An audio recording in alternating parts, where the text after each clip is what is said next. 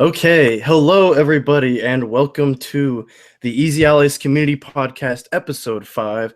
I am your host, moderator, but kind of just guy who talks because I don't really moderate anything, Wade Ronspies, and I am joined by... Hi, my name's Will Heaney. Big fan of Easy A. Is there anywhere people can follow you and whatever? On Twitter or whatever? I'm Heaney Weenie on Twitter. You can find me in the YouTube comments as Leaf Blower, and I'm on the Easy A Facebook group as William Heaney. All right. Well, today, E3 is upon us. Obviously, it's Thursday night. So there's only Friday left to suffer through until we get to Saturday. But on Wednesday, there was a Pokemon Direct. Did you watch that at all? I did not. I haven't played a Pokemon game since Pokemon Red. Okay, well, I just wanted to talk about it real quick because it's something I am very passionate about, more in the negative way in terms of this Direct, because I was kind of excited because Pokemon Tournament DX for Switch, I was kind of happy about that because I didn't have a Wii U, so I missed that train. So I'm excited to play that. So a lot of people were disappointed by that announcement, but I was actually pretty excited. But then we get hit with Pokemon Ultra Sun and Ultra Moon, and oh my god, it's like I equated it. I made a comment in the Facebook group saying it's like if Naughty Dog remastered had The Last of Us remastered and only had it on the PS3 instead of the PS4. Oh yeah, I saw that. Because it's only on the 3DS. And it's like, I don't know who this is for. Because if they were interested in Sun and Moon, they would have bought that by now. And even if they hadn't, okay, this is a cool thing, but what is the point in buying Pokemon Sun and Moon after Ultra Sun and Moon come out?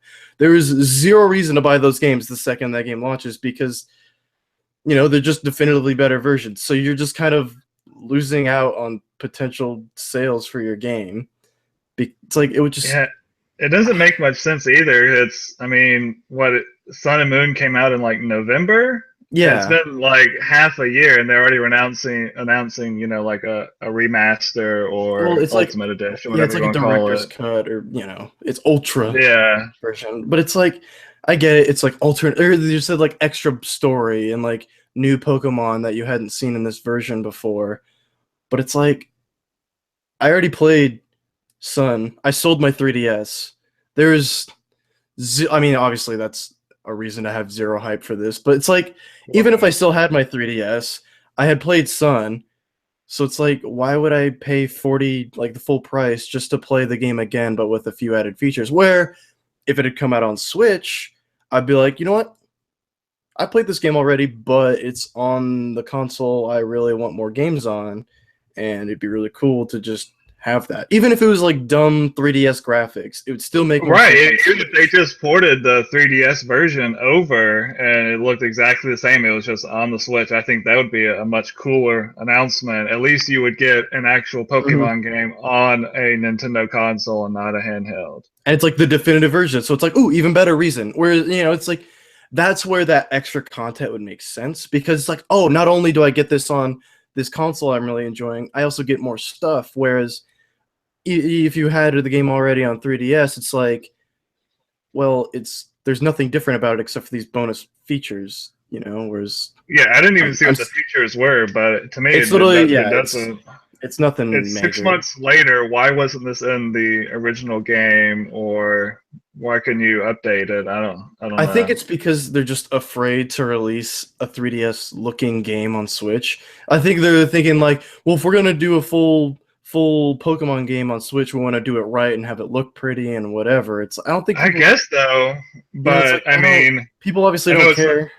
It's not the same thing, but haven't there been other games that look maybe not quite like a 3DS game, but Ultra Street Fighter 2 or whatever? Well, yeah, indie games and whatever.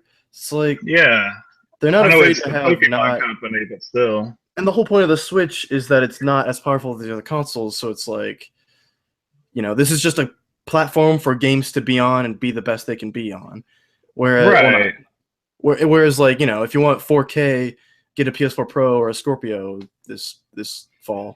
For me, the Switch is also like Nintendo can consolidate their developing efforts too, because it's a home console, but it's also portable. So to me, like they should be putting their 3DS games on there, or have like a 3DS emulator or anything like that, like for Virtual Console. Yeah, they're not going to do that. I would love it. I would love it if they said like, hey, like select like Super Mario 3D Land, the Pokemon XY, ORAS, and Sun and Moon. They're all coming to the Switch, and like Pokemon Bank is coming too, and whatever, and like the Fire Emblem games.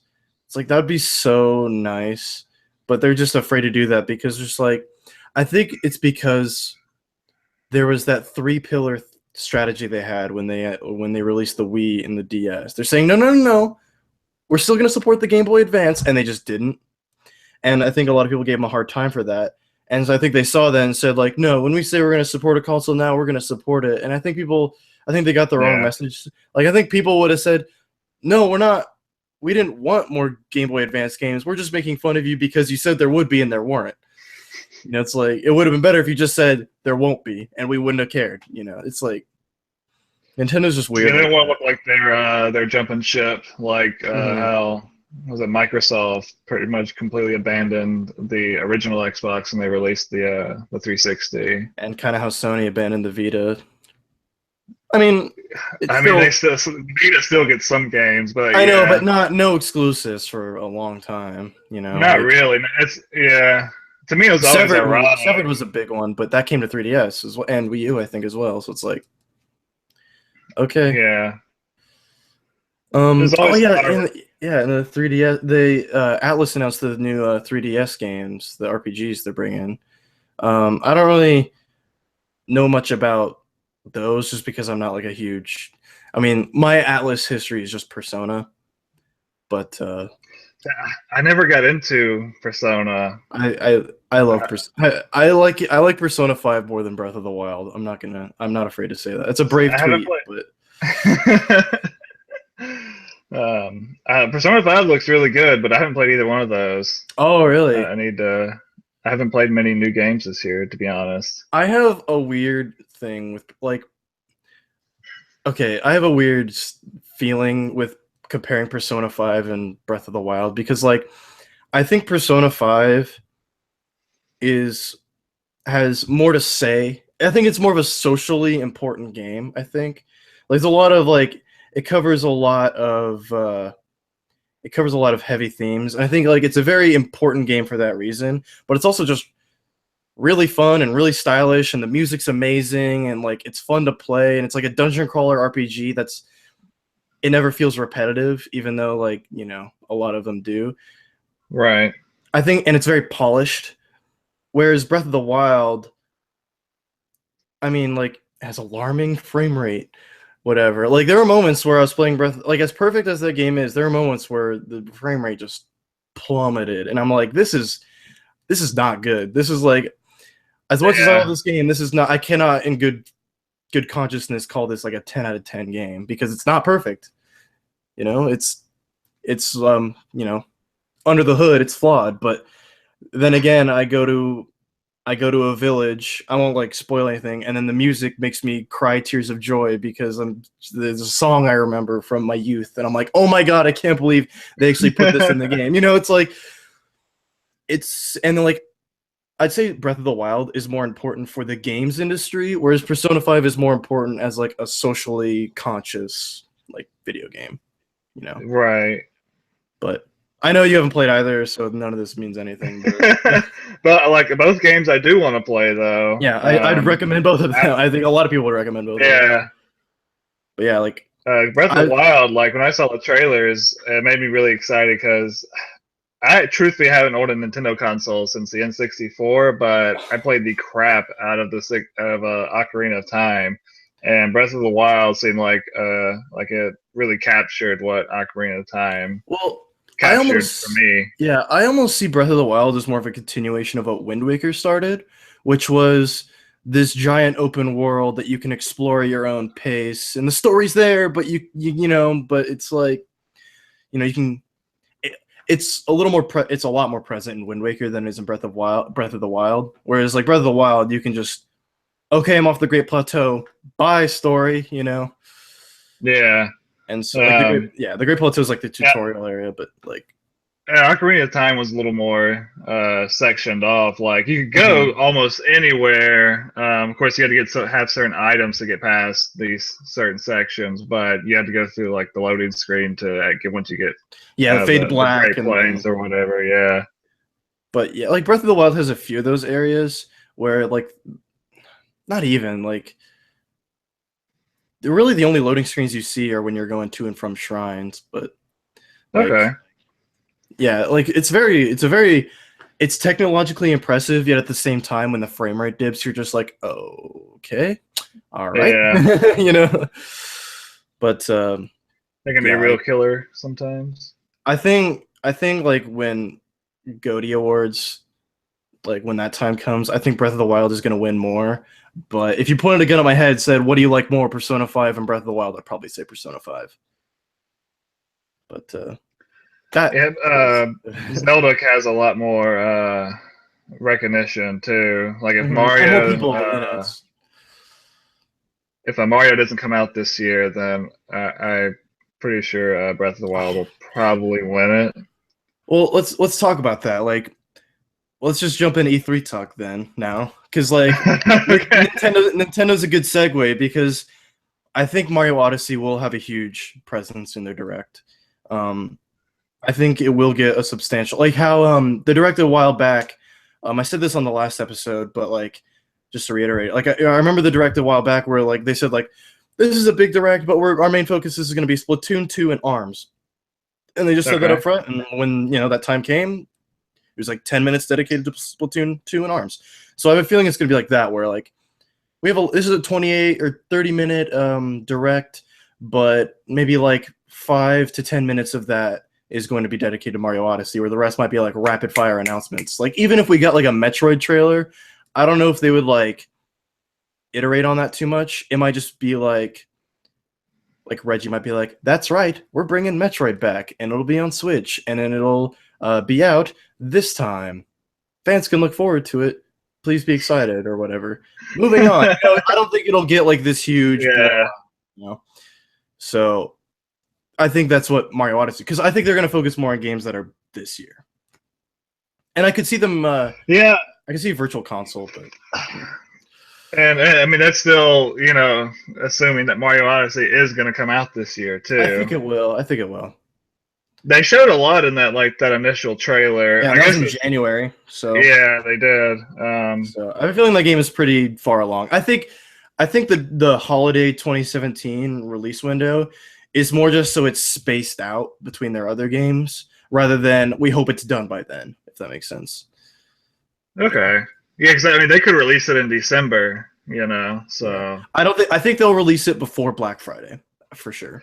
Because either that, probably like the week before or something. Didn't they? Because Nintendo likes to kind of capitalize on. I think they realized the best way to get sales is to kind of capitalize on the general populace. That's why, like, I went to, when Mario Kart 8 Deluxe came out, I was at a Target, and you walk in, and it goes duh duh duh duh, like you're going to Mario Kart. There's Mario Kart stuff all over Target and everything. It's like, oh, this is what Nintendo's doing now. So I could totally see them doing some approach like that for Black Friday with Mario Odyssey. So that's why I think it'll be like November. Like I think it'll be like the Tuesday of Thanksgiving. So it's like it's brand new, It's like that way, like the excitement is there. So like you get that gamer excitement, and that kind of bleeds into the general like populace excitement, like through Twitter and Facebook or whatever. And then when people go to the store on Black Friday, they're like, "Oh, people were talking about that, and now I'm seeing like posters and whatever for it everywhere. Maybe I should get that for young Billy or whatever." So I could see that, but I just don't see that game slipping in 2018. If it does, take the time you need. But I just think to maximize profit in true Nintendo fashion, I think a smart move would be to release that before Thanksgiving. They definitely need to have, if they don't have Mario Odyssey coming out in the fall, they need something. Since something. Pokemon isn't. I mean, I don't think they can. they can have something as big as Mario Odyssey, but they need to have something that Yeah, and then Fire will be Emblem a is next substantial year. game. Fire Emblem's next year. They haven't said any. Just it exists. I don't think we'll see that at E3 because I think that's what that Fire Emblem Direct was for. Was just getting. Yeah. I mean, that was a long time ago, but still, like, it feels like that was their way of saying like it's next year. We're just like that's the same way I feel about like the Arms Direct. How they kind of did that so they don't have to talk about it at E3. They might have a little bit of Splatoon 2 there, but they already announced the release date and all the information for that, so I just don't see that. What about Xenoblade Chronicles 2? I think that has a That's supposed strong to come out chance this year. Yeah, I think they'll address that because I don't think they want that release date just hanging in the air. You know, Yeah. I don't think they want, come November, December, people are like, "Where's that Xenoblade Chronicles 2?" I don't think they want that at all. So I think if not now, it'll definitely be sometime before like August or July. Like I don't know if they'll have a direct before, like right. that. Like if you're gonna delay a game, at least come out and say it, a few months ahead of time. Like Rockstar just did with Red Dead 2. I mean, they had delayed it, and they're like, okay, we can kind of expected that. At least you didn't wait till a month before. Nintendo 3 just delayed till like 2018 or late 2018, they said, and they're like, "We're sorry, we won't be able to deliver this game in 2017 like fans expect or something." I'm like, did anyone expect 2017 Shenmue 3? Yeah, I expected 2019 to be honest. I saw that post in the group, and I was like, "Oh, it was supposed to come out this year." Yeah, I didn't know they really had it like a nailed down. I was expecting like 2019, and then when they said it'll be late 2018, I'm like, "Oh, that's even sooner than I thought." That was a delay, Like Death Stranding, that's a game that's like, I mean, Kojima said that game. Yeah, I appreciate whenever developers come out and say, "Hey, this isn't going to be there. Please be excited for the game, but it's not going to be there in any significant way. So just, don't be disappointed that it's not there." And I think that's a really smart thing. That's why I'm confused about Rockstar with Red Dead Redemption 2 because like they delayed it, but they didn't say it wouldn't be at E3. That's true, but I know a lot of people say like Rockstar's too big for E3. They could do their own event, but I wouldn't be. I'm surprised they wouldn't at least say we're not doing E3. We're going to cover having our own event in July or something like that. It's not that they're too big for E3, but they're never at E3. Like you will never find a person from Rockstar. That Grand Theft Auto 5 was at E3. Rockstar they didn't announce Grand Theft Auto 5 in like 2012 at E3, but like they announced Agent, for better or worse, at E3. Jack Tretton presented that though. Yeah, like, that's my point. Like, I know you never see like somebody from Rockstar at E3. Sure, some of their games pop up at like Sony's or Microsoft's press conference, but Rockstar, and they never do their own thing. They also don't have enough games that they release like in a year to do their own press conference. Well, I'm not saying like press conference, but like a Destiny 2 situation where it's just like a big blowout on this game, But I just think like with their partnership with Sony, I could see part of that deal being, "Hey, will you please have a trailer at our conference?" Is going to be huge. I definitely could see a 3-minute trailer of actually just like a gameplay, just like, "Hey, this is the lowdown. This is who you're playing as. This is what the game will look like when you're playing it. Please be excited." They had that maybe just like 2018 or spring 2018. I think it was E3 2013. GTA 5 was at Sony's press conference. That's where they announced like they had the advertising deal and the GTA Rockstar would never announce a game at E3. They would never do that. No, but they would definitely just show their game at E3. No, I mean they've been letting Sony do most of their advertising, like with their console bundles and things like that. Yeah, so I'm sure we have a trailer for you. Yeah. Like even like I remember when the PS3 Slim, the Super Slim or whatever, like the second Slim console, that was like they had a huge marketing push with GTA 5 for that. So, which is weird because like a year later it was out on PS4. So it's like, oops, sorry guys. I hope you didn't buy a PS3 for this. But I bought that game 3 times. So yeah, I bought it on PS3 and then also on PS4. But like, no regrets. Yeah, I bought it. It was on sale on PC, so I did that and I transferred my character over 3 times.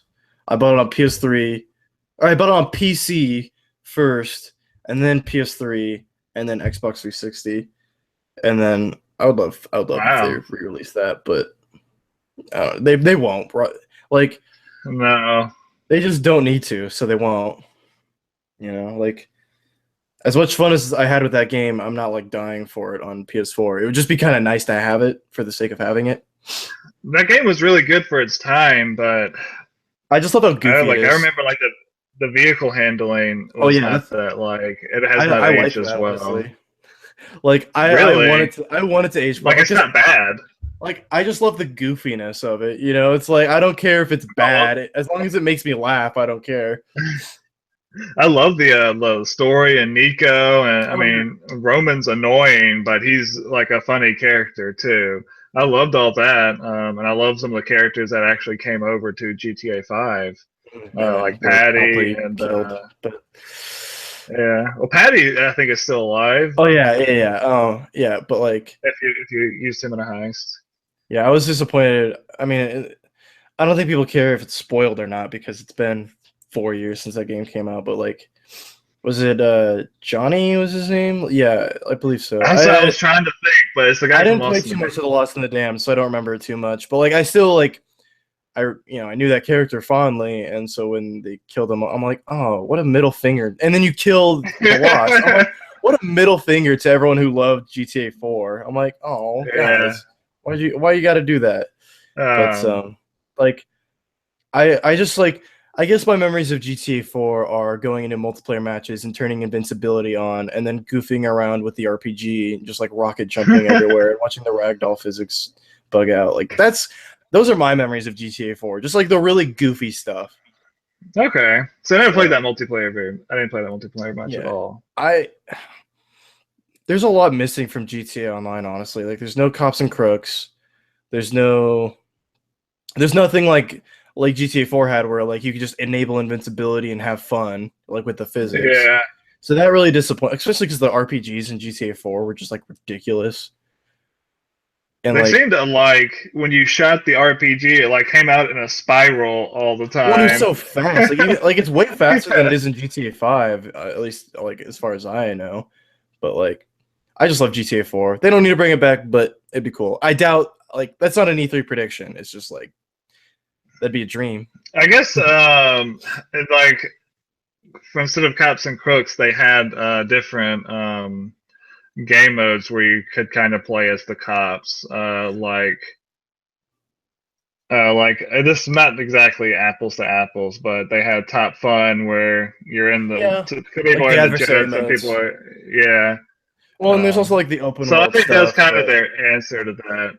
I Yeah. just Again, at the I same don't time, know. there is so much more to do in GTA 5 Online. Well, yeah, but it's Uh, also a lot more chaotic online. Like Definitely. I mean, I these, usually played in a private server with my friends, yeah, I would so. always like if I was ever in a public lobby, just passive mode on. You know, not dealing with that crap today. I'm tired of having my car blowing up and having to call insurance and go pick it up and whatever. Like Right. I think GTA and like not to mention like how like shady the GTA like shark cards are and everything like and the free quote unquote DLC expansion packs like yeah it's cool that they're supporting this game with free DLC but it kind of sucks that I can't get any of this stuff unless I pay exorbitant amount of real money to get like a yacht or these cars or whatever. The thing is that, I mean, those things, like, are technically attainable by just playing, but Yeah. you can't just It's play a that game casually lot and of get work. everything. It is. So Yeah. yeah, like I completely understand, but at the same time, like I would rather have them actually release all that free content, and if you Yeah. want to get it, rather than like, oh, this is another $10 here, another $20 there. Although I'm still upset that they never released single player DLC for Yeah. that I just game. think I really like wanted to. yeah. I just think the GTA Online DLC is kind of like the illusion of free DLC, you know, where it's like, Right, but at the yeah, same you can get it time, for like, free, but it'll take a long time, you know, yeah, if like you played that game consistently, like some yeah, people played Red Dead Redemption online a but like lot, And I can see that same support carrying over to Red Dead 2. So I know those people are going to be really happy about that support. If they play that game, like that is their game that they play, they'll be able to Yeah, get all that stuff for all free those because they played it all those consistently. Arabian princes who can afford that stuff. But like like I just don't have fun. Like, yeah, DLC free DLC is cool, but it's kind of sucks when I can't get it until like the next DLC's out. Like, I finally have enough money for this thing. Next week, like Tron bikes are coming. Like, oh dang, I just bought this Yeah, thing. I spent like an entire month or two saving up for this, and now new stuff that I want is out. So it's like you're never gonna experience everything that game has to offer unless you have a lot of money. Is like kind of what my right. point Or you have is. a lot of time, which Yeah, I do not have. too much time.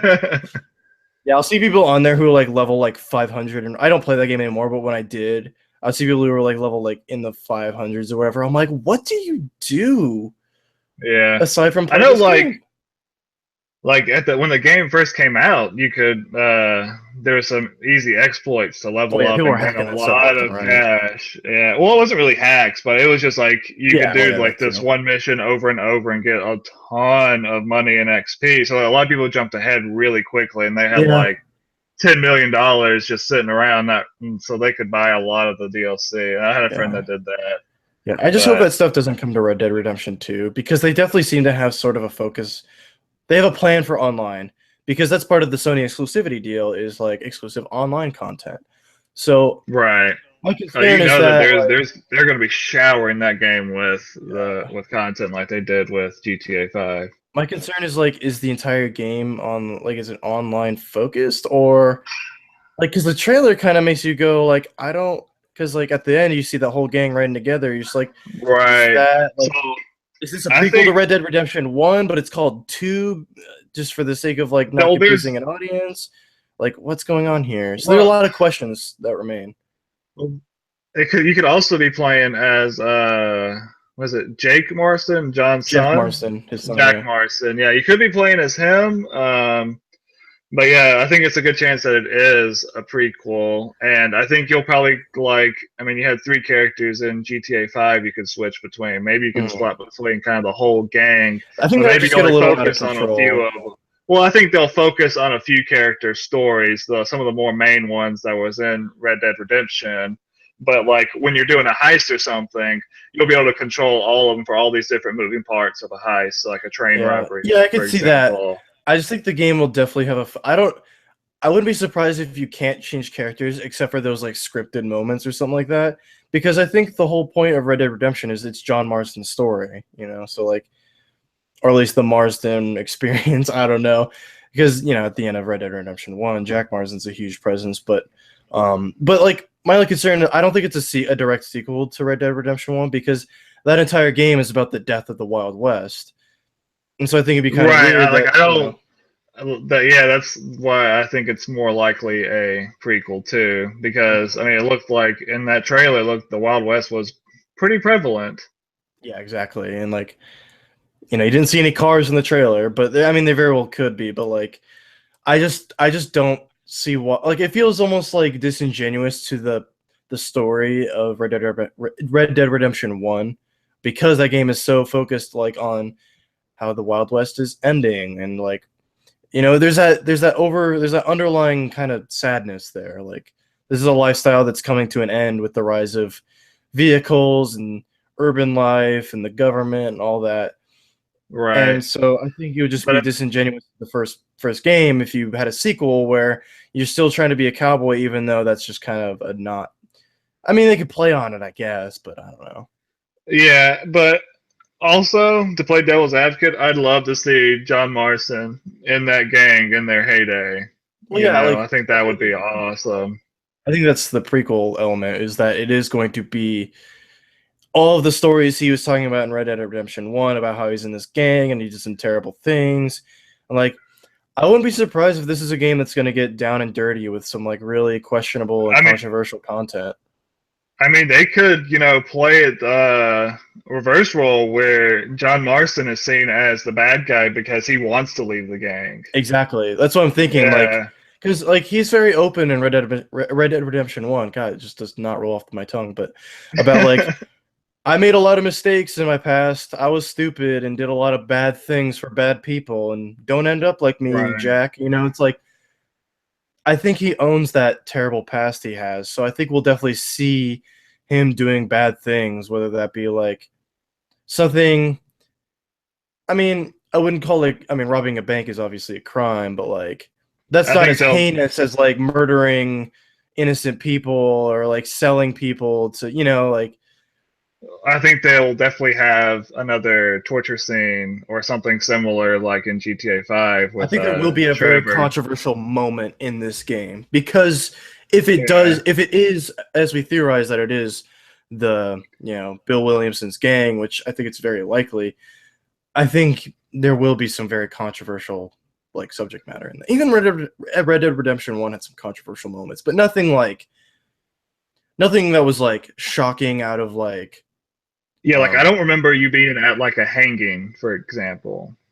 Like I mhm. wouldn't be surprised if something like that was If they there. covered like racial tensions or um yeah, just like intense crime because it's the Wild West. But And not just crime, but people being punished for their crimes and how yeah, bad those punishments can be. Then but yeah, like my this is kind of like a non sequitur. It's kind of off topic, but it's still on topic. Within the context of Sony's E3 press conference, I'm not entirely sure where this goes. I could see it opening because it is such a huge game. I could see it just opening the conference like, holy crap, Red Dead Redemption 2 is opening the Sony press conference. But I think Sony wouldn't let that happen because I think the opening and closing spots are kind of reserved for first parties. Unless, I think that it'll be like the second to last thing. yeah, I think because it'll be like the Spider-Man or Death Stranding, where it's like, and now something huge, like. But I think Uh, I could see Sony's conference being almost structured by publisher. Like we're gonna open with maybe a Sony game, but then we're gonna switch it over to maybe like a Capcom section, and then after that we're gonna have like our Activision segment, or like Capcom segment would be like Marvel vs. Capcom Infinite, like Resident Evil 2 remake, like and right. like whatever they got. And then like okay, now we're gonna switch it to Activision, where they're gonna show the launch trailer for Crash Insane Trilogy and a Destiny 2 trailer that shows a PlayStation exclusive Strike and the COD World War II demo, and maybe like a surprise announcement like a Spyro remaster or something, which I'd lose it over. But and then maybe we get okay, now it's the PSVR segment where we announce a price drop and a bundle for PSVR and all these cool new games and whatever. And then okay, now we're into more of like the miscellaneous bits where we got like our Red Dead Redemption 2 and whatnot, and then from here on out it's Sony first parties like God And of then War, Days they Gone, Spider-Man, yeah, not Last of Us, Uncharted Lost Legacy. Maybe that's Last of Us, but right. I doubt it. I forgot about the Lost Legacy is probably going to be there because I That's was why I don't think thinking, Last of Us 2 will be there. Is because it's like, yeah, well, I I'm understand that really both are at PSX, but Lost Legacy is definitely sooner, and I don't think they want a repeat of every game we're announcing is not even doesn't even have a release date. I don't think they want a repeat of that. So I think they definitely want to focus yeah. on this year and next year instead of the far out. That's probably why Death Also, I Stranding's out mean, there. Death Stranding's not there, but last year we got a pretty big God of War I think trailer that game's this year. gameplay section. You think it's this? Okay, but is it another big section like that, or I don't. is I it think we'll get a a quick story story trailer. trailer I think and we'll a get a story release trailer date? and a release date. I think it'll be the why Kratos is here, what's going on. I think that's gonna be and somewhat like a huge set piece, like a little tease, and then Yeah, out November 2017 nah, because it'll be March. I Every could God of see War it. is released in March. I could see it being announced for 2017 and then getting delayed into 2018. Like 2017 is the goal, but sorry guys, we need to take a little time because the main thing that's throwing me for a loop is that they announced the game with a gameplay demo. Like it's like, A oh, big gameplay demo yeah, like 10 too. minutes. It's like, holy crap. And then you listen to Yeah, interviews talking very in depth about the mechanics and the story and the I remember one like during the preview coverage by Easy Allies, they're like, yeah, the director said that the entire game is playable from start to finish and the camera doesn't cut once. It's like, well, how would they know that? Either that's yeah. just the plan or they've Well, it's it's been in far over to get development banned and for Yeah, it's a long epic. time. That's also why I'm thinking it might be this year's, because what's Sony Santa Monica's last game? Like, was it They Ascension or I don't I think remember. it I don't was know. Ascension, but I know at I'm the probably the wrong, but very first PSX they had, they didn't have a God of War game there, well, but they announced that the they were God of making War one. team was Yeah, there. Yeah, then they took the tweet down. yeah. I want to say either on stage or at PSX. They said like we're making a new God of War game, and it's gonna be dope. They said it out of Like that was about it. yeah. I remember they said it out of pressure, and Sony Santa Monica tweeted it, and they took the tweet down because Yeah, like they announced it way too ahead of time. because I think everyone's like, well, okay, we got the PS4. Where's God of War? This is like your premier franchise, that's been going on since PS2 Yeah, days. Where is it? And they said, I think just a way to say, please be excited for PS4. God of War's coming. That's the that's the blessing and the curse you get by announcing games super early, like Sony does. You get people excited for the console because, okay, I always have something to look forward to. Like, I have the this year stuff, but then I have The Last of Us Part 2, the Death Stranding, the Spider-Man to look forward to. Whereas Xbox, I'm like, I don't know what to be excited for other than like Sea of Thieves and Crackdown, maybe. Like I don't know what to be excited State of for. Decay Yeah, too. I haven't really played State. If you like that. I haven't played Yeah, State of Decay. I just know a couple guys I work with. They really like State of Decay, so they're excited for it. But like, That's there's the only reason just I know about it. yeah. The thing with Sony is like their entire roadmap is pretty much filled until the PS5 comes out. Like you know what to expect, with the exception of like what Sucker Punch is doing and a couple other like smaller That studios. is something that we need to see, like a new Infamous game or something. I don't think it's Infamous. I think they're kind of tired of Infamous. I think Second Son was like their kind of realization, like this is still good, but I think people are getting a little tired of this, and we're kind of tired of making this.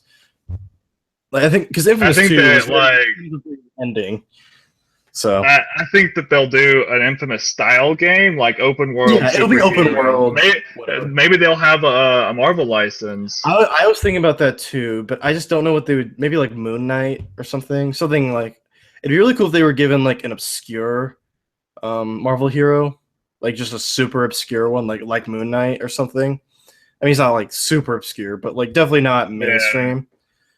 But like Insomnia taking. But my question is like, are we going to see like a Sony Marvel's like video game universe? But then again, it's like there's also Square Enix's video game universe that Spider-Man isn't a part of. It's just a Spider-Man game.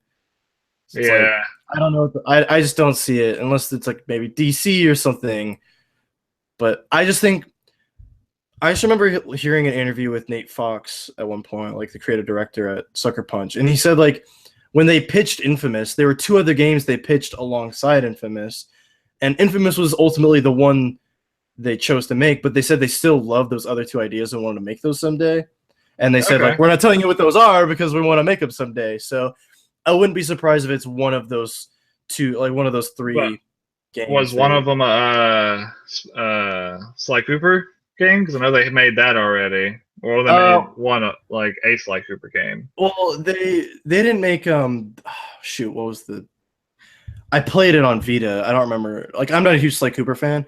I just think like it's the same people who are like, or it's the same thing I have against people who are like, Naughty Dog should go back to Jack and Daxter and Sucker Punch should go back to Sly Cooper or whatever. I'm like, their talent would be wasted going back to those PS2 franchises. Let someone else, like those are still important franchises, but I think it'd be better to let someone else handle those because it's like, are you really gonna play Last of Us Part 2 and go, yeah, but I'd rather have Jack and Daxter? It's like, I mean, I'm sure, obviously, some people are like that. But like when you see that, not that that's a bad thing, but yeah, like look at that giant leap in quality, but from Jack and Daxter to The Last of Us, you're like, oh, these guys definitely have a vision for the kind of games they want to make now. I mean, you've seen that development studio has just matured as the longer they've made games. Crash Bandicoot to Jack and Daxter to Uncharted to Last of Us. It's like it's just a natural progression, and it's like they grew up with the people playing their games.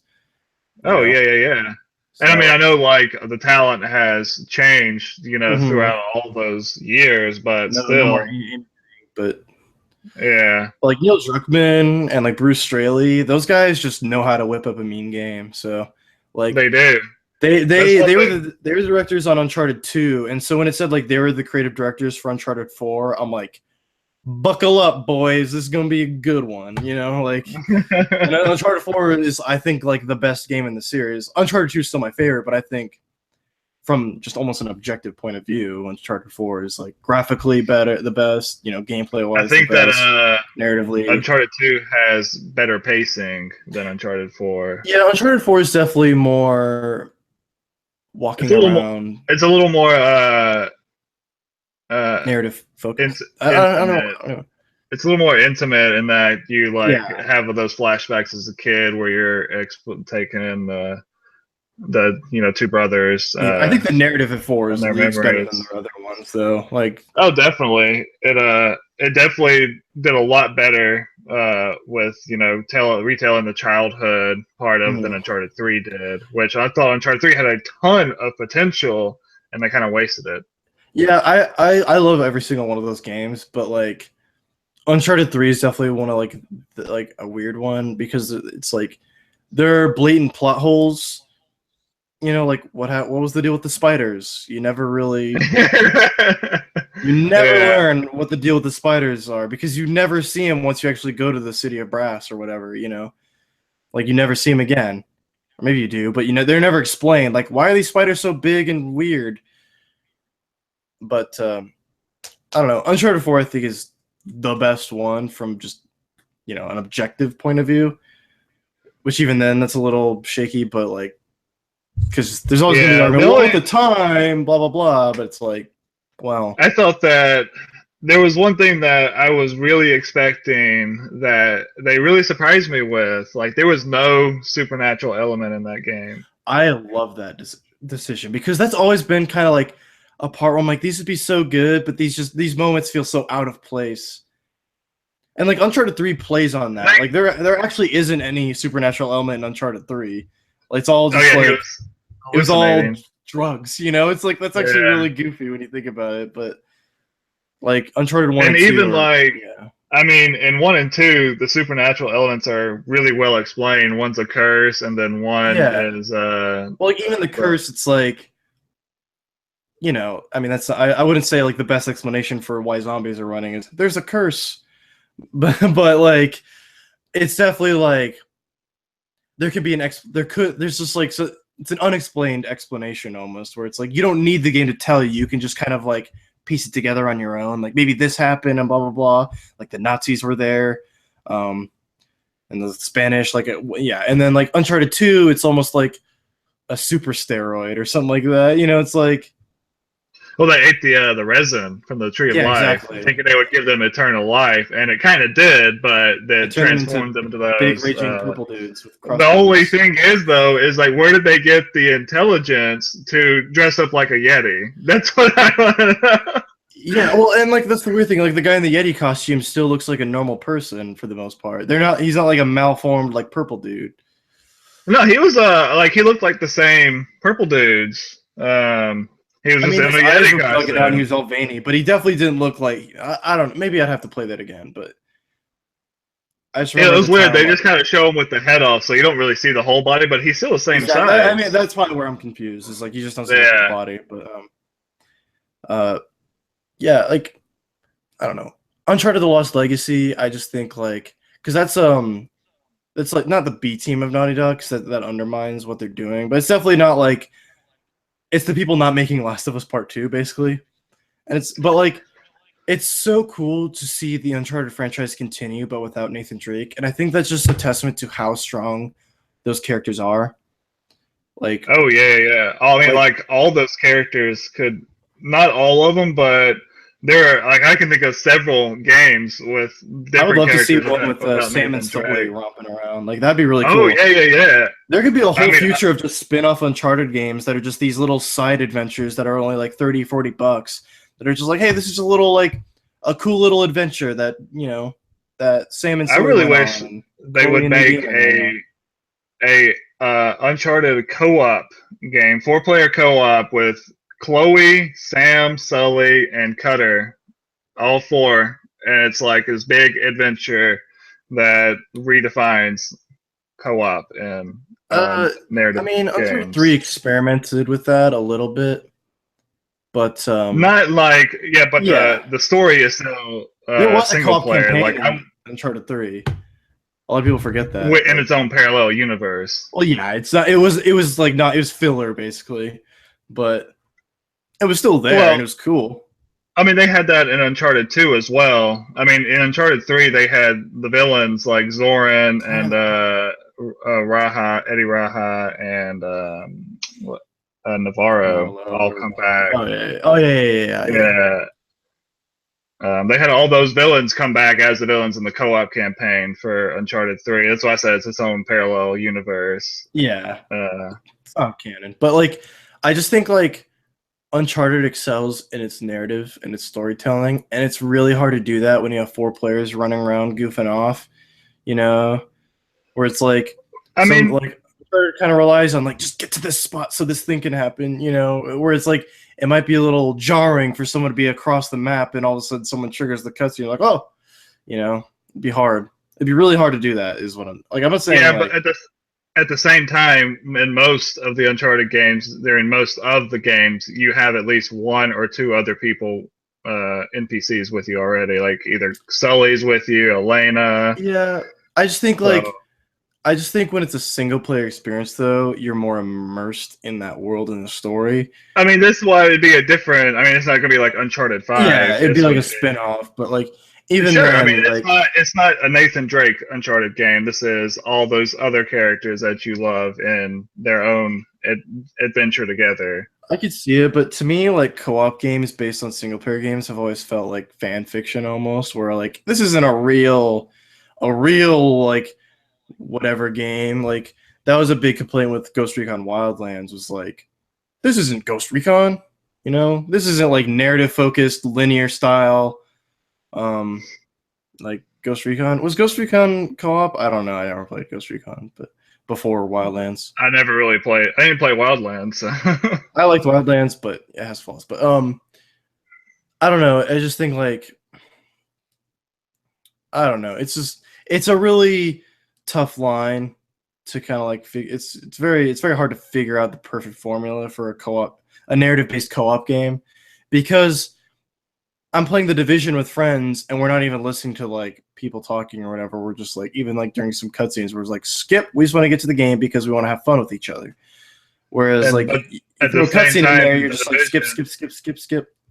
You know, I just want to get back to the shooting. Division's narrative is hardly serviceable at best. I mean, it's definitely more Ubisoft style where it's like you figure it out as you play, rather than traditional style where, you know, you kill bad guys. That game just has this story just to like push you along through. It's not like supposed to be really engaging anyways. You just want to get. Well, yeah, that's almost like Ubisoft's mantra for the past however long. But like, yeah. Well, then like Assassin's Creed Unity, it's like that's a kind of a bad example considering they didn't even really try for a narrative with that co-op. But it's like that's a single player game attempting co-op, and I guess I trust Naughty Dog better than Ubisoft Montreal, but I don't really know what point I'm trying to make here. I thought like I'll probably get flack for this from some more hardcore fans, but Resident Evil 5's co-op in their single player campaign wasn't bad. That's a good point. It's only 2 people. I just think 4-player might be too much, you know. Maybe. Because 4 players. If you're playing with 3 other randoms, then yeah, you're not going to pay attention. Yeah, but if that's the hard part. Like that's the hard sell. Is like I'm not going to play an Uncharted co-op. I need to play an Uncharted game because like Uncharted is like my favorite franchise. But I'm not going to play it if I have to play it with friends because it's like I want to experience this game. But I mean, you know, I bet you could play it by yourself and then go back and play it with friends. Well, that's what I'm saying. Like if they're going to have an Uncharted game with co-op, it needs to be playable in single player, which is what the hard lesson Destiny learned was like with its campaign is saying, yes, this is playable in both single player and co-op, but it's not really interesting in solo play. Whereas like now with Destiny 2, it's like, whoa, I could see myself playing this alone and still having a great time and having an even better time with friends, you know? Whereas, like I said, with Destiny 1, it's like, if you're not playing with friends, you're not having the best time. Well, I think So they need to. I mean, they need to make the co-op gameplay worth you wanting to play with friends over solo. Like that's maybe the there's thing about only certain Uncharted things also. you can Like, do in co-op. maybe Uh, yeah. I mean, but like I'm trying to think of like what they've even what Naughty Dog's even done before in co-op, like co-op takedowns, I guess, for some dudes. But like there would be no really unique kick to a co-op Uncharted game, I don't think, other than I'm sure just Naughty experience Dog's the pretty Uncharted capable. narrative with friends. I think they could come up with something. Yeah, I mean, Naughty Dog's smart. I just think they wouldn't try it. If like, I I just don't don't know if think they'd they try it. would either. That's why I'm thinking like it needs to be I like think a that's what team like the event or something multiplayer. like that. I think that's what their like multiplayer horde modes and survival modes be for. Is just like if you want co-op Uncharted, here you go. You know, I think that's their way of saying like, you know, if you want co-op, have this. But it would be neat to see them take some creative liberties with Uncharted, but at the same time, Uncharted is such a special franchise that it'd be almost unsafe. Like I'm all for taking risks, but that's one of those game series that like I don't know if you could take risks out of just fear almost. Like when people buy an Uncharted game, they're expecting A+ narrative with A+ characters with awesome set pieces and like an immersive world and whatever. And I just think like co-op immediately takes you out of that world. You know, I mean, that's in my experience with co-op. well, I mean, that's true, but I feel like it, co-op doesn't always have to be like that. Yeah, but it's just like maybe it's just the friends I play with. But whenever we're playing a co-op game, 9 times out of 10, it just evolves into just messing around and like messing with each other, basically, like trying to piss each other off in funny ways. Like that's what like Ghost Recon Wildlands. We played that, and there was like a couple good missions where we're like super coordinated or whatever. And then after a while, we started blowing each other's cars up with C4 and laughing and having a good time. Right. And so it's like But also, it's hard to like, tell a I feel like serious narrative when you have people like that who are just eventually going to devolve into chaos and just not care.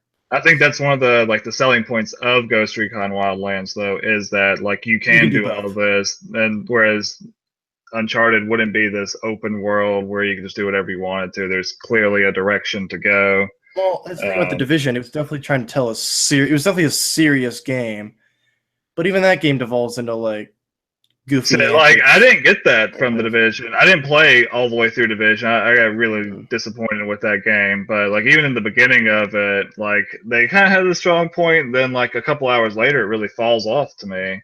Well, like, but I'm saying like it's not like Ghost Recon where like Ghost Recon definitely accepts the goofiness, whereas Division never felt like it was okay with being goofy. If that makes sense. Like Well, the yeah, tone is serious. It's not. It's have fun, but it's this is kind of messed up, isn't it? People are getting killed. There's like everyone's dead or whatever, and then like you're in the dark zone and your friend's just leaving your party so he can shoot you in the face and laugh about it. You know, it's like all right, you know. So that's why only we're kind and then of, it's like, hey guys, let's go get a new beanie and hoodie now. but like I don't know. I like co-op games, but I definitely prefer my single player games to stay single player. But you know, like you know, if it was optional co-op, I wouldn't mind. It would just be a little weird because there'd be a little confusion saying like, yeah, it'd be like with Red Dead Redemption 2. It's like, are they taking focus away from the single player to focus on making a good co-op experience, or blah blah blah? But Naughty Dog is just they're gods, so. But I'm trying to get back to E3. Like, I know there's a lot of hype. Saying on Naughty Dog though, I know there's a lot of potential hype for Last of Us Part 2 showing up. I don't think there's a chance in hell that game is showing up at E3 in a significant way. Like that game is I think fall if 2018 it, at the earliest. I think it'll be another summer release. I think Naughty Dog has really Um, hit in that summer release spot. They did it with Uncharted 4 and the original Last of Us my on only concern is PS3. like they just announced The Last of Us Part 2 so soon after Uncharted 4. You know, it's that year. So like they might have done that with. I think they did that with The Last of Us. Actually, they announced it like the year Uncharted 3 came out or something like that because there was They like there was a leak or something. Well, technically, like in Uncharted 3, Well, yeah. Well, there was that, people were and figuring it then out. at I think it was the Game Awards, like Uh-huh. a month later, they had a trailer at the Game Awards. They had actually a website too you could go to. It Yeah. was just like plants on the website. Well, I like, remember going to. I was like, what are they making? but like, was that 2011 when they officially announced it, or was that 2012? It was 20. I think it was 2011 because it came out in 2013. Yeah. So I'm just saying, like, And okay, yeah. So they yeah, had to announce it in 2011 because in 2012 is when they they did the had the demo. Bruce. Well, I Yes. remember the E3 demo that was like insane, that like blew people's minds because like Ellie was throwing rocks at people. People were getting their heads Yeah. smashed into dressers, Molotov cocktails, and that I remember seeing that. Like, that was before I even knew about like E3 in a major way. Like, I knew of E3, but I didn't even think to like watch. Was it even being broadcast live on the internet at that point? I don't I probably I don't don't know. know. I know Maybe 20, not because I think that's 2013 kind was of the first around one I the time. watched live on the internet. Um, Okay, which I just I remember think freaking. Yeah, it used to. I mean, they used to have it on it would have been on Spike and Spike. Yeah, it would G4. have been on Spike. But I definitely didn't watch it live though. But I remember seeing that demo later and just being like, "Whoa, holy Oh crap, yeah, I this is remember watching it. insane!" I watched it live, and I was like, "Holy shit, are you serious?" Yeah, like, and that game is still amazing. But like, I just think it's too soon because they made it explicitly clear at PSX, like, this is extremely early. Like, this is very, very early. This is straight up to just say, hey, this exists. Like, so I Yeah, just don't see it happening. But they also haven't said no. Like, that's Sony's true. definitely. But But do you have it's a hard do you have question. the Lost Legacy and That's Last of the Us thing. 2 It's like, there? that's what I was saying. Like, I don't know if Sony wants to have I dedicated portion to Last of Us Part 2 because the game is so far out. Whereas the Lost Legacy is this year, in a couple Because months like actually. if you're gonna show The Last of Us, I feel like you already had this really emotional trailer. The next step is gameplay, Exactly. That's what I'm saying. Like, but you have to show gameplay of Lost Legacy. exactly. Yeah. I feel like Well, they already did a gameplay demo for Lost Legacy at PSX, so they did, but I could just see a trailer or something, just like, hey, this exists, be excited. But like, my only thing the is like, gameplay at Lost at PSX though was just like walking through a that crowd, is true. You and didn't see I any would like to actual see a like. little bit of action at least. I'm kind of media blackout on that game though, so it's like, I haven't watched any of the trailers since then. Right. I mean, I forget that game comes out in like 2 months all the Yeah, time. it's around $30. I'm like, oh, crap, Yeah. yes, please. Like, God, I can't wait for Uncharted Lost Legacy. But I just, Last of Us Part 2, will it or won't be there, is one of the hardest questions I ask myself about this E3. Because Death Stranding, Hideo Kojima straight up came out and said, it won't be there, we're working on it. No one from Naughty Right. Dog, as far as I'm aware, has said, Which we're busy makes working on sense it, it won't be there. because they've released 2 trailers for that game and haven't shown gameplay. It's like you Exactly. gotta show gameplay next. I think they realize, like, we can't show this game until we show something meaty. Like, Yeah.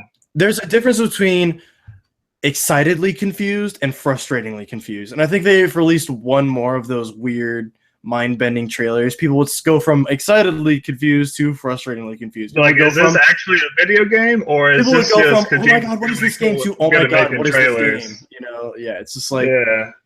I think they're smart people. So that's why I'm saying, like, with Last of Us Part 2, there's still so much we don't know about the story other than just Ellie's mad.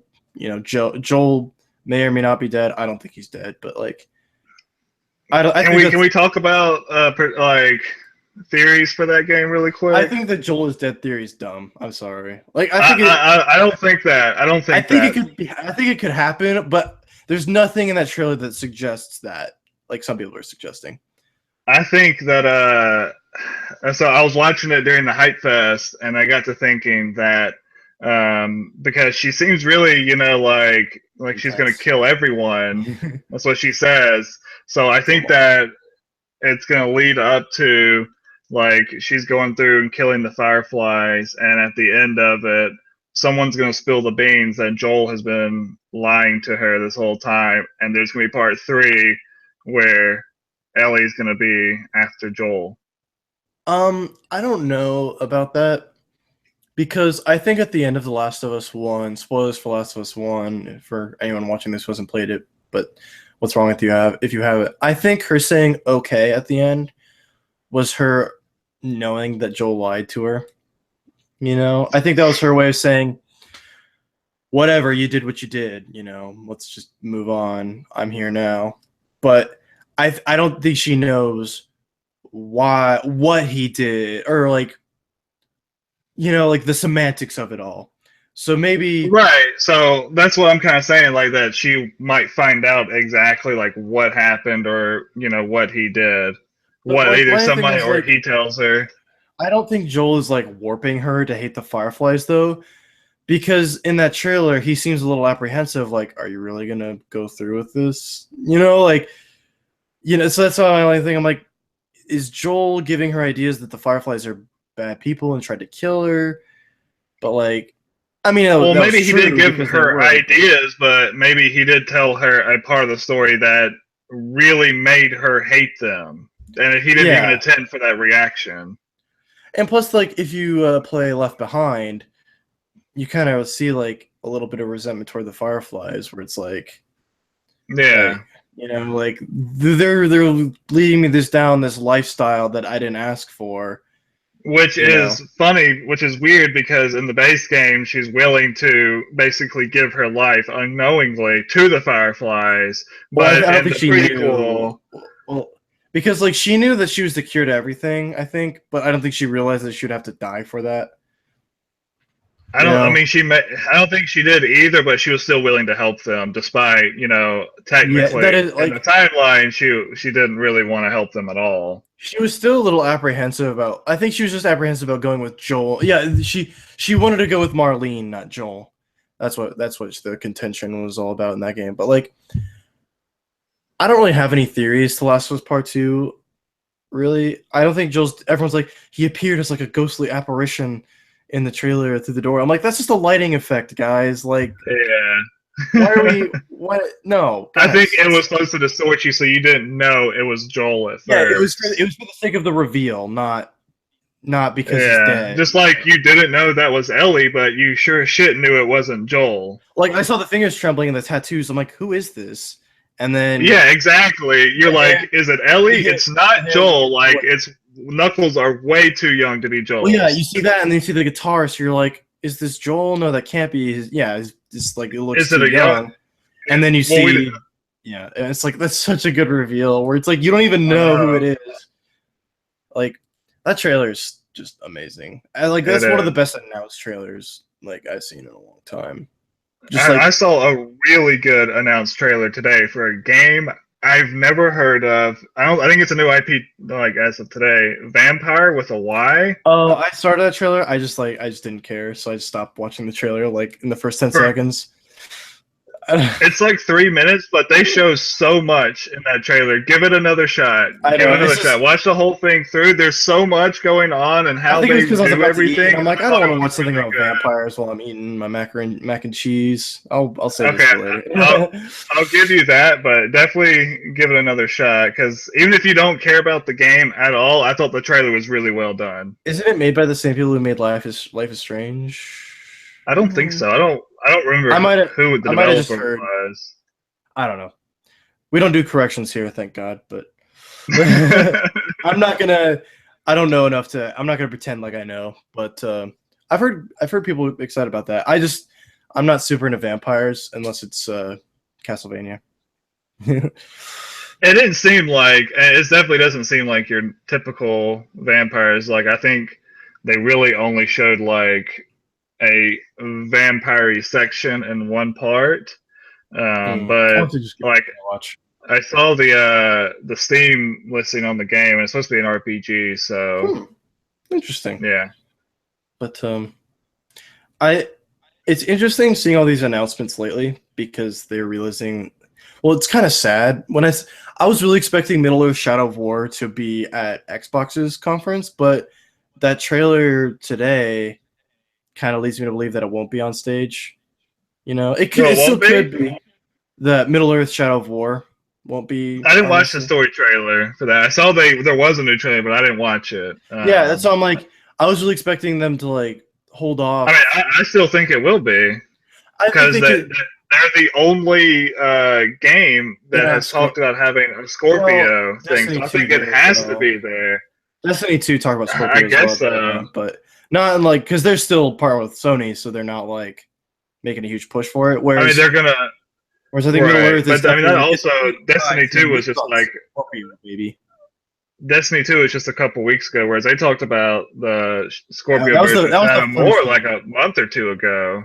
That was the first game to say, "Hey, this is also going to be on Scorpio." You know, Yeah. like yeah. I imagine since that delay makes it their Scorpio version is going to launch. Actually, now that I think about it, I think they'll open Microsoft's conference with the Scorpio announcement, name, date, price, everything.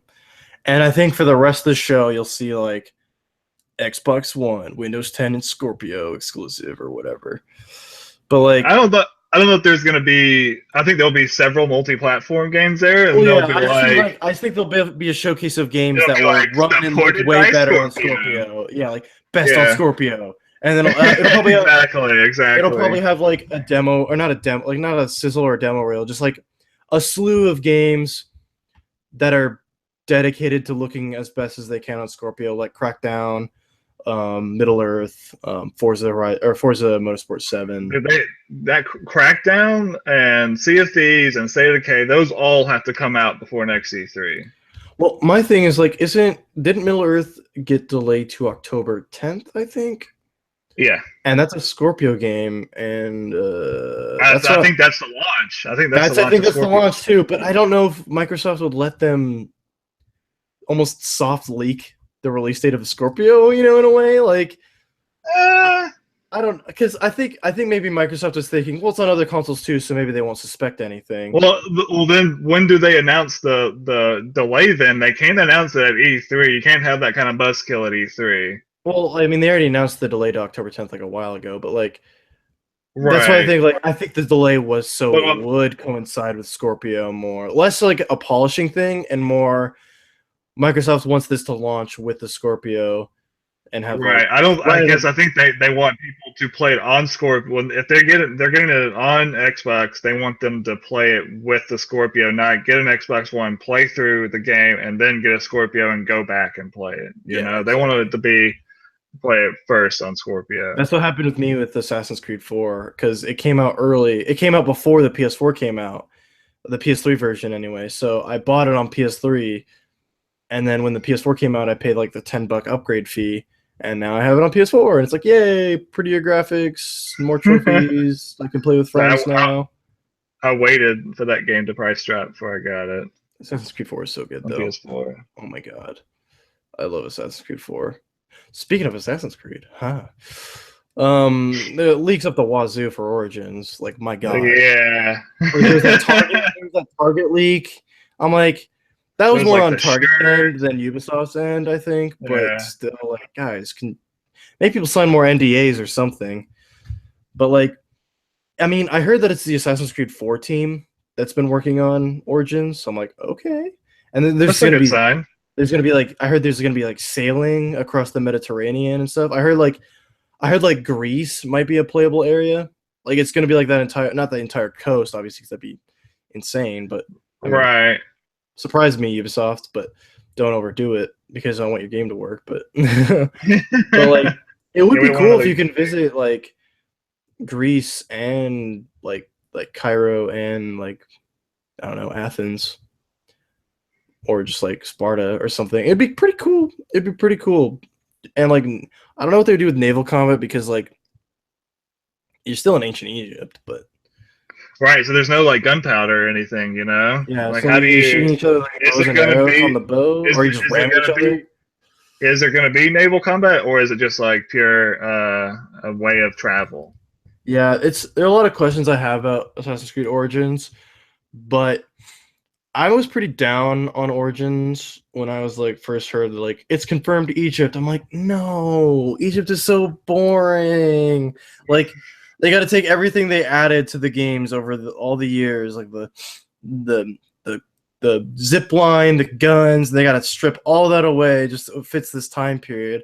But then I was thinking about it more, and I'm like, well, I mean, this is ancient Egypt, but it's not like we're living in like mud huts across the Nile. It's like, no, these are developed towns with the pyramids exist, and there's a lot going on. And then when they said, like, apparently in the leaks that there's sailing and you can go to Athens and stuff, I'm like, okay, that sounds cool. But like, I still would have preferred like a game in like Japan or World War II or something, or Japan during World War II. But I mean, you gotta think, if this is truly the origins of the Assassin's Guild, it has to take place before the first one. You see? Well, yeah. I'm just saying, like, it didn't have to be the origins. Like, this story didn't need to be told, but at the same time, I know. I'm talking going back to the technology aspect. Yeah. Like, it's a story that they didn't need to tell, but it's still interesting. I hope that, like, it's because prequels are notoriously like not that great to me, at least. Most of the time, they're not. Either they don't make sense or they take away things you love, pretty much. And not just that, or you just kind of know, like, oh, it has to end like this. Like, if that's a new character, you weren't in the next part of the story, so you're gonna die. This is so far ahead of the first game, there won't be any characters in this that were in the original games. Like, the only confirmed happening is that the Assassins, like, guild is gonna exist. Yeah. Like, that's the only, like, confirmed. We know this is gonna happen. And we don't even know, like, I mean, how, or they probably won't even exist in the beginning of the game. They might not be formed until, like, technically the end of the game. So I just hope they don't make too big of a deal out of it. Like, I hope that they, like, moment, this is the beginning of the Assassin's Guild. It's like, yeah, we know. Like, we've been playing as an assassin for the past 10 years. Yeah, literally 2007. But it really is, man. I can't believe it's been that long since Assassin's Creed came out. I remember that game, like, first was like a thing, and just like, how old was I? I was still, like, young, but it, like, blew my mind. Just like, all that, like, coming out of it, like, it's like a hidden. Oh, it's so cool, edgy. Was that trailer that they had where there's like a hanging or a beheading or something? I can't remember. Some kind of execution. And the bell comes up and he's gone. It's like, oh my god, so cool. Yeah, that was a really good trailer back then. Yeah, that is actually a pretty revolutionary trailer when you think about it. Like after that, cinematic trailers for Ubisoft, like, specifically, just became the norm. But was that the first sign of them doing their cinematic trailers? Because it wasn't gameplay, it wasn't even in the game. No, it was pure cinematic. Oh, because, like, that's become kind of a trademark of Assassin's Creed, is you announce it with a CG trailer. Okay. And so, like, Assassin's Creed 2 has one, 3, or Brotherhood, Revelations 3, 4. Unity. Yeah, I've played most of the Assassin's games. There's a few I haven't played, but I never really kept up with the reviews. I only haven't played Liberation and some of, like, the DS and PS. Okay. The ones that nobody can. But, like, I played a little bit of Rogue, but I just, like, it's on PS3, so it's like, So I've got it on my wish list on Steam. I own it, so I hope I play it on there. I just need to go back to it. But I don't know. And then Liberation was the only other, like, main line, but even then it's kind of a spin-off, but, like, it's still important to the plot. I don't know. They mentioned it a little bit in 4, but that's about it. But I don't know. I'm just excited to see what they do to, like, really impress us, because they had that extra year. I wouldn't be surprised if, like, that entire year was dedicated to polish. Like, I hope so. Like, I wouldn't be surprised if, like, the game was, like, getting ready to be announced, and then Ubisoft said, well, we're not going to release it this year. We're going to release it next year, I hope guys. And so they're like, oh, okay. And then just polish it up then. I really hope it's the end of yearly Assassin's Creed, to be honest. Yeah, I'd love it for them to just take their time. Because, like, Syndicate was great, but I was definitely getting hit with that fatigue of, like, I would appreciate the game a lot more if this was a long time ago with Assassin's Creed. Like, Syndicate's so good. It's like, man, this game is so good. I wish I could have appreciated it more if it was, like, a special occurrence. instead of just that's this. the one that like That was the one I that haven't played a that lot I of people really want clocked to out on. play. Like a lot of people clocked out because of Unity. I clocked out on Unity. Like Yeah, I didn't play Unity. I enjoyed Unity, but it's like whatever. But like a lot of people just like after they played Unity, they're like, okay, I'm done. And then when Syndicate came out, it was just too late. It's like that game is the best one since like, well, 4, but yeah, which Yeah. is the one before that. But it was still like a really good one. But it's just It looked really good in all the showings and everything, everybody I've talked to said that it was a really good Assassin's Creed. I just like yeah, I loved it. I I'm kind of platinumed burning those right now. I'll get it on a sale one day. it. Far Cry 5 is the thing. I'm really excited. Me There'll be a too. demo at my main concern with Ubisoft, but I think they're learning their lesson. Was last year was like that. Like it was a good conference. It was just so terribly paced. It just by the end you're just so done, just done with it, and you're just like I can't even be excited about Steep because I just don't care anymore. I just want this to be over. I wasn't really excited about Steep, like compared to like Watch Dogs and Division and Rainbow Six Siege. Those reveals at the end of Ubisoft's press conference really set the bar high. So I was like, Steep, I was like, that's cool, but I'm not interested. Yeah, but so like, well, they're ditching Aisha Tyler this year, which could be either seen as a good or bad thing depending on like your opinion. I enjoyed Aisha Tyler, but I can't say if it's a bad thing until it happens. Yeah, like I like Aisha Tyler. I just don't like her in those conferences. If that makes any sense, like she's a fine human being, and I appreciate her. I just don't find her humor in those conferences funny, and so it just always felt a little cringy. Not like cringy, but like unnecessary. But so like her cringy humor was always like kind of funny to me. Because it's bad. It's funny because it's bad. Yeah, I guess that's what like you're like to me. You know, like it was a nice change to have Aisha Tyler on stage from a CEO. That being said, I loved Jack Tritton presenting the Sony press conferences. like, those were golden. They announced that Aisha Tyler's not going to be there, and that it's just going to be devs talking about their games, and either that could be very good or very bad, depending on how long they talk about. Some devs are not public speakers. Just have Jason Vanderberg be the presenter for the entire show. Dude, he'll sell your games better than anyone else. Like, not even a joke. Seriously. I was sold on For Honor. I didn't buy For Honor sadly because I just didn't have money at the time.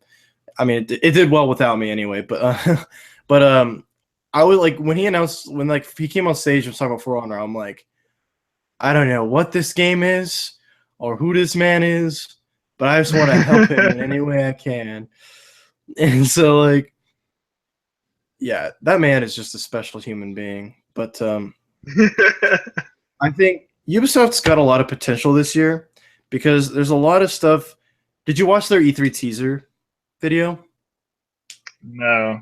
It was pretty funny actually. Like it showed a couple guys like they went to like Yves Guillemot and they're like, "Hey Yves, we made a teaser for our E3 conference this year. We want to get your approval, but we cut out all the stuff that it hasn't been announced yet because we don't want to spoil the surprise for anyone watching the trailer when we release it." It's like, okay, let's take a look. There's like 5 seconds, like Far Cry 5, yeah, and then can't show this because it hasn't been announced yet. And then like South Park can't show this because it hasn't been announced. And like something else can't show this because he's like, oh, it's basically a really fancy way of saying we have a lot of stuff we need to announce at this show. Right. So I'm expecting a South Park to be there. Yeah, there's a lot of stuff we know that's going to be there. Like Far Cry, South Park, Assassin's Creed is definitely going to be there, even though they haven't announced it. But I was curious if there's and the crew 2 also, which is like, why does this exist? But okay, I could see. Oh, and the Rabbids game the Rabbids Mario game is probably going to be there at Ubisoft. Probably, yeah. I bet it'll be officially announced, even though it's already been announced technically. At Ubisoft, and then at Nintendo's Direct, they'll talk a bit more about it because it'll be a Switch exclusive. So we should probably talk about this. So I'm just curious, like, are we going to see? We're probably going to see a new Tom Clancy game. Do we think that do you think that's going to be their last game that they show? Will be a Tom Clancy game, or is that their last game is usually something completely unexpected and new?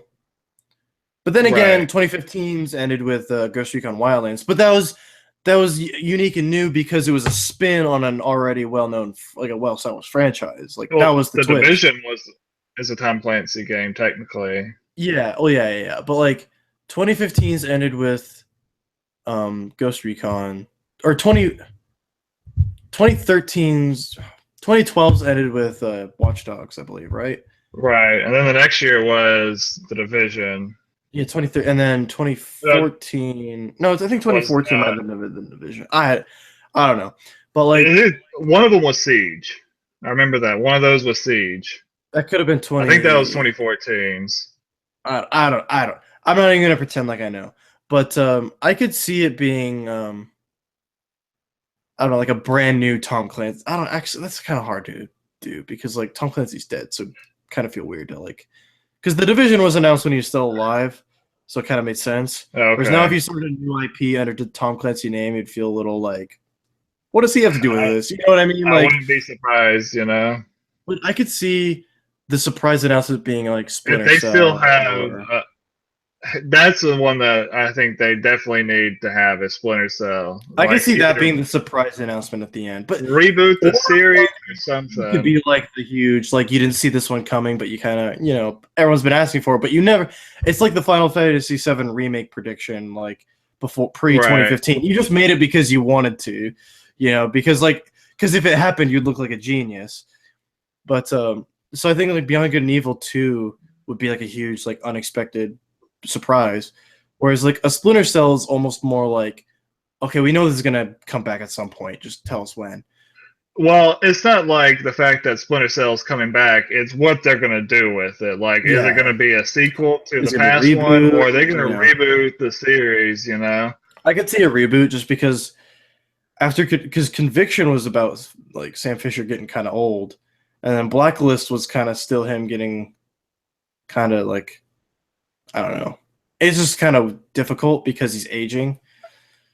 So yeah, I've never really played the Splinter Cell series, so if you could just reintroduce Sam Fisher as like a newer, younger character that you could just have endless possibilities with, right? Then I think that'd be really good. I could see them just calling it Splinter Cell or something like just Splinter Cell, because it's been so long since the first one, and I don't think people would be mad. Like, I don't hear people talk about the first Splinter Cell like it's this revered classic, like you're abusing the Splinter Cell name by blah blah blah. So I could see them just hard reboot, but that'd be nice. Yeah, that way it welcomes newcomers, so they don't feel intimidated by the story that they missed. Yeah, one game that I would love to see either rebooted or get like the true remastered treatment, and it's a Capcom series, so we would be fine if they did that, but Onimusha. Yeah. I was a big fan of those back on the PS2, and I would love for that series to come back. I never played any of the Onimusha games, so I just can't really vouch for it. Well, so it was like Onimusha and Devil May Cry, and I think Devil May Cry did a little bit better, so that's the series that kind of continued. And like the fourth Onimusha game, which only came out like 11 years ago, but it didn't do as well. Only 11 years ago. Yeah. Came out like right before the PS3 came out or right after. I can't remember. Yeah. And then, do you think we could see a Division 2 at Ubisoft? I don't know. Aren't they still putting out content for the Division? I don't know. They I don't remember. I haven't seen or heard anything. I think there could be DLC. A Division 2, but I don't know if that's going to be this. Maybe next year. Yeah. Well, also like Rainbow Six, like Siege is still going strong. Like Siege is more popular now than it's ever been. Like, so I don't know if they'll announce a new Rainbow Six. I don't think so. They'll do that yet. I think they're still. Don't they still have like the new season that's going on? Yeah. Well, it's not like they can't announce one because there's a new season. Like, this year could just be like the last one or whatever. But like, I don't think Siege is coming to an end soon. So I could see like maybe a substantial expansion or something to like Siege. Like they tease like, what if they just made a campaign for Siege? Here, have this for free. I would love that. That would be so cool if they just released a free campaign. But of course, a lot of people would be like, "Shouldn't that have been there since for launch or whatever?" But it's like they didn't have to do this. But Yeah. I don't think it'll happen. But it'd be cool just to have like a cool. But the expansions for Siege are all like the characters, maps, whatever. And so, but Siege is awesome. I love Siege, but Siege is really cool. I didn't really get into it. I never like that game looks really cool, but it's not yeah, something that I would enjoy as much. It I looks really fun to watch though. yeah, I play that game. I still play that game every once in a while, not as much as I used to, but like Yeah.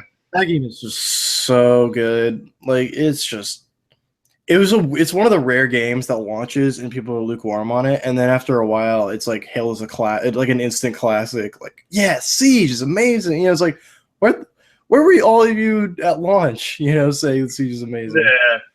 Like I knew since the beta that this was something special. But so yeah, that's pretty much Ubisoft. I mean, hopefully we don't get a Just Dance thing, but I'm sure we will. Ubisoft's been more appeal to the investors almost. That's why you had like LeVar Burton coming on stage to talk about Star Trek Bridge Crew. It's like, see, we have celebrities in our games, playing our games. Look, investors, see this? I mean, that's the same thing with problem with EA. Like why you had Pele on stage in yeah. 2015, I feel like I think. No, that was EA, I don't remember. If EA does not learn this year, Oh, I'm they going to be won't. very upset. Yeah, it's so bad. I'm going to watch it. So much potential again, like they always do, but they're just going to waste it. Like, yeah, I don't think there's going to be a Dead Space just because Visceral's working on Star Wars. Like, if you have the option, Dead Space or Star Wars, what are you going to work on? Gee, I wonder. You know? I mean, they could let someone else work on Dead Space. Or like, what's EA gonna? Yeah, it's like, so. And plus, I just don't think that team's big enough to work on both. Whereas again, a studio like DICE, they're not like. There are 3 studios making Battlefront 2. It's Motive, who's making like the campaign, Criterion, who's making the vehicle segments, and then DICE, who's probably just overseeing the multiplayer development. So I could totally see them making a new. Well, they're definitely making a new Battlefield right now, but yeah. I think DICE is pretty heavily involved in the multiplayer. Yeah, but it's just like how much. I'm not trying to undermine this, but like how much effort is that compared to what Motive is doing or something? Where it's like, I could see them just laying. I could see them just drawing up the blueprint and giving it to Motive almost. You know, like this is what you guys need to do. Okay, we're gonna go work on Battlefield. You know, the Battlefield 1 just came out though. Well, yeah, and they haven't even gotten like halfway I guess the through DLCs. their. They are going to be talking about In the Name of the Czar and all that, but it's just like, yeah, DICE is a lot bigger than I thought it was because like, well, they have because like Battlefront came out. They have 2 studios. They have DICE in Stockholm and then DICE LA as well. Well, yeah, that's my question. Is like, you had. I don't think Battlefield will come out this year, but I could see a tease for a new Battlefield game. Like, because the thing what EA does when they don't have a lot to show, they just show everything. You know, like this year is just going to be Need for Speed and Battlefront 2, I believe, for them. And FIFA and Madden. But other than that, it's like, you know, I remember that one E3 where there's like, they're showing Criterion's now canceled racing game or extreme sports game. It's like, this is still in prototype and whatever. It's like, you guys don't have anything to show. But I guess they do have more to show now with like Visceral and everything. But I could just see them kind of showing their Battlefield hand a little bit, Bad Company 3 or something. Because like I could see it being a smaller scale Battlefield game. Is what I'm. Then it's not a Battlefield game. Well, Bad Company is smaller scale. But still, I mean, awesome. Maybe budget-wise, but it's still not a small-scale game. I know, but like compare Bad Company 2 to Battlefield 3, even where it's like the maps in Battlefield 3 are way bigger. There are jets, there are this and that and whatever that just aren't in Bad Company 2. Bad Company 2 is a very toned down, focused Battlefield game. So that's why, like, it's still large, I guess, technically in scale, but like comparatively to there's to newer more ones. destruction and Well, yeah, Bad but Companies. that's what I'm saying. Like, I could see a more toned down, simplified Battlefield experience in the form of Bad Company 3 or something like that. My only thing is like they need to make a good campaign to match, because Bad Company 2's campaign is the best Battlefield campaign, period. You know, like The just problem full that stop. I had with them announcing a Battlefield game is traditionally they don't announce a Battlefield game at E3. Battlefield 4 Yeah, was that's announced true. at GDC and released later that fall. And Battlefield 1 had Battlefield that 1 was released. legendary, They had that White Stripes trailer, and then they like, released it later yeah, that fall. yeah, that, yeah, So I could see that logic. Yeah, I guess that's more EA style. That's why they announced Need for Speed already. You know, so they could just show more at E3.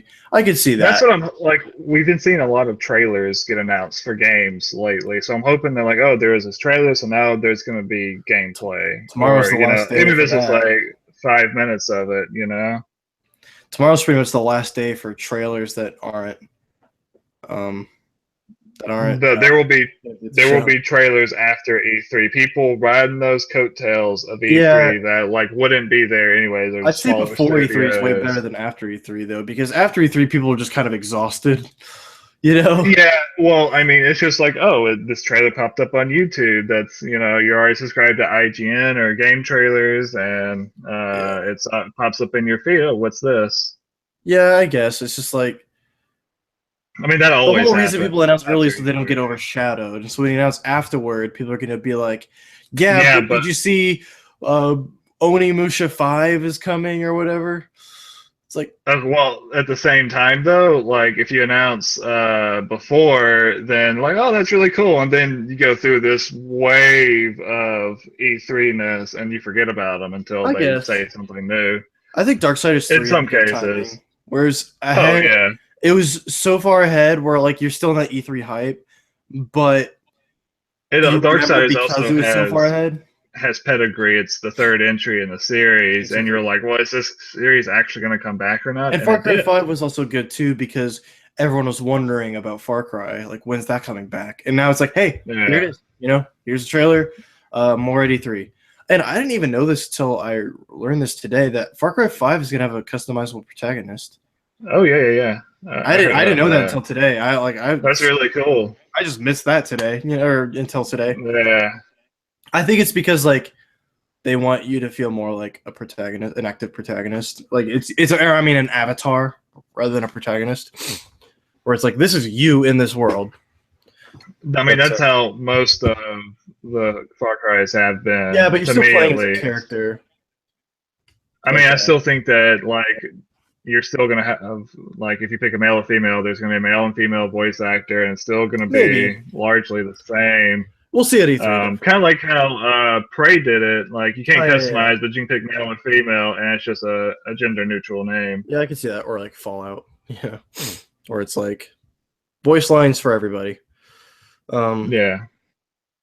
but like, man, we haven't touched Bethesda yet. But I mean, Bethesda. I'm excited for Bethesda. like, there's so much. Bethesda's a tricky one again because it's like they don't really announce stuff that they don't release within the year. Like, wasn't it on Yep, Frame Trap? everything that came out Yeah, yeah, yeah. Like at it was, last podcast, they talked about everything that Bethesda yeah. announced last year Even has come Quake out. Champions, like that's not officially out, but it's still playable in some form. I, I've been playing it on the weekends. That's my jam, Yeah, man. I exactly. So love it's Quake like Champions. I could see them announcing like an official solid release date for the full game for that at E3. And I mean, you can like sign up for beta. It's closed beta, but you sign up and you get a key on the same Yeah. screen.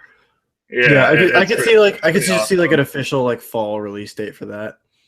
They said it's gonna be Wolfenstein. pretty extensive beta, so mm, maybe it'll be out this year, maybe not. Yeah. I think technically it's just gonna be like, oh, now it's now it's launched. It's a free to play game, so it's not like you're going to it launched now you buy into the game. Like if you get into the beta, I think you're just going to keep playing through release. Yeah, like I think Wolfenstein is 100% like absolutely. They teased 99.99999% gonna be there. Yeah, I can't wait for that. Yeah, there's really not a whole lot to say because there's nothing other than like the new Colossus to like base your. I really hope, since in the spoilers for the New Order, but the Nazis win, and there's basically the Nazi version of everything. So I think that in the New Order, maybe we'll see what Nazi America looks like, or in the new Colossus. Yeah. Like what? Like, are we going to see the statue of like Hitler or something instead of the statue my question of Liberty? is like super spoilers for New Order, but like at the end of the game, you don't know if BJ Blazkowicz is alive or not. I know. So, it'd be funny if it starts and he's like, and then there's like no explosion. You're just like, what? And like, that'd be really funny. Yeah. But it'd almost take away from the ending of that first game because it is a very somber and emotional kind of ending where you're just like, man. It was, and that's something that I did not expect for Wolfenstein at all. Like an emotional moment. It's always tricky when you take a voiceless protagonist and you give him a voice, but man, they nailed that with BJ. Mm-hmm. That story is amazing in New Order. So like, it is. Machine Games is just like, they're awesome. Like, I don't even know what I would want because they'll just give me something I didn't even know I wanted. So I'm not even gonna theorize. But like, I never played The Evil Within, but Evil Within 2 is I started The Evil Within, and I saw someone on Twitter saying that they started it and like they didn't love the intro, and I felt kind of the same, but I need to get back to it and just stick it out for Huber. I'll probably play it in the midst of an announcement or something, just like refresher or just like hype builder. But I don't know. I've never tried it. I'd like to, but I just never had access. Yeah. But there's not really a whole lot to say about that either because I just don't know enough about Evil Within to really speculate. No. Apparently, I've heard like there's like a twist at the end or something like that, and then the DLCs are apparently really good as well. So I want to see. I want to play through it so I can like see what what all the hype is about. But at the same time, it seems like kind of like you kind of have to put yourself through it. Maybe at some point it gets a lot better, but right now the gameplay is like it's okay. It's not great or anything. And then the story, kind of, I don't want to say all over the place, but right now there's not like this direct narrative that's pushing you forward. So there's this big like shroud of mystery for the story. Shinji Mikami. Yeah. But yeah, it's hard to speculate on that game just because I know so little. So I kind of just want to move on from that if you don't mind. That's fine. Do we think we'll see what Todd Howard and his team has been cooking up? So I remember him saying last year that they were working on several projects. I heard that they're not working on Elder Scrolls or Fallout. Like they're working on something completely new. Well, they're working on like smaller projects before Elder Scrolls, so I don't think Elder Scrolls. Well, I wouldn't be surprised if special editions, remasters. I don't think there will be really any more of those. I heard a rumor that Morrowind is getting a remaster. Maybe. I mean, I just heard a rumor about it. It's probably not true because it's E3. I know cooking fakes. They said they were working on smaller projects, and I think. But I'm just saying, like those smaller projects could include remasters. Well, I know one of them is Fallout VR. Which they kind of showed that last year, but I don't think it's officially released yet. I don't know. I could be wrong about that. Maybe it is. Which I think is just really like VR for Fallout 4. I think. I don't know. Yeah, that's what they. I think that's what they pitched last year. Was just like you'll play the whole game in VR, which is like whoa, that'd be insane. Yeah, so I think there will be something else, some more smaller project that they have working on. Maybe it's a special edition, but I don't know. I can't see Todd Howard like just like, oh, I need to be in charge of this for a Yeah, special that is edition true. of it. You Well, because they know? also have Bethesda Montreal, I believe, which they established like a year or two ago. Okay, And so I could see them maybe working on a special edition, or maybe just the new Elder Scrolls game. Like maybe maybe. Todd Howard wants to, and his team just wants to work on But something completely new. I don't see that game revealing because I don't see No, them because that's revealing just that not game Bethesda. without doing a Fallout Not anymore. 4 style reveal. Yeah, that's just not Bethesda style anymore. Yeah. Like it was for Skyrim to announce that way before it launched, but like I think they Fallout 4 realized came, that mistake, with Fallout 4. how Fallout 4 was for Bethesda in that 2015 conference, that's how Sony's 2016 conference will be for Sony. Like just we do things differently now because Sean Layden said like our press conference this year is going to be like last year's. Like Okay, so they're I think gonna he have. said I wonder like if they're gonna have a live orchestra again. I think he said like straight up, I don't want to be on stage for more than 90 seconds because I know what you want or something like. So it was like Yeah, something to that's how it should be. Like, just go I'm from like, game to game to game. this guy just gets it. Sean Layden just gets it. Like He does. Jackie T. We thought like when with that whole PS4 announcement, we're like Jack Tretton just gets gamers, and then he left, and everyone's like, oh. And then Sean Layden shows up, he's like, who's Yeah, this guy? And then he's like, live orchestra, I didn't. game, game, game, I didn't game, like. game. Hey, I who's didn't this like Sean guy? Layden at first. Like, he had big shoes to fill. Yeah, Sean Layden's a great guy. I could tell. He's filling them in different ways. That's for sure. Mm-hmm. Like Phil Spencer is like, talk about just after filling in like Don Matrick's shoes, like there were no shoes to fill really. It was literally just Yeah. don't be shitty. Because Don Matrick is just like the reason the Xbox One not failed, but did not beat the PlayStation 4. Oh yeah. And then Phil Spencer came in. It's like, well, the ship's really got some fumbled leaks, but we can do it. She can still sail. But yeah, it's just like gaming's in a good spot. I think that's just like what I'm kind of, I don't know. Yeah, it is. There's a lot to be excited for, despite Star Wars, Spider-Man. Spider-Man, do you think that will get a like? I think we'll get a demo they and have a to release have. date. I think so. I think I don't know. that'll It be may like not be out till next year, I like could before see summer E3, but 2018 or like maybe, spring. yeah. I can see like late spring, like April or May 2018. Yeah, I can see Yeah. that. I see. Like, I still stand by God of War coming out in March because that, like, I just think Sony.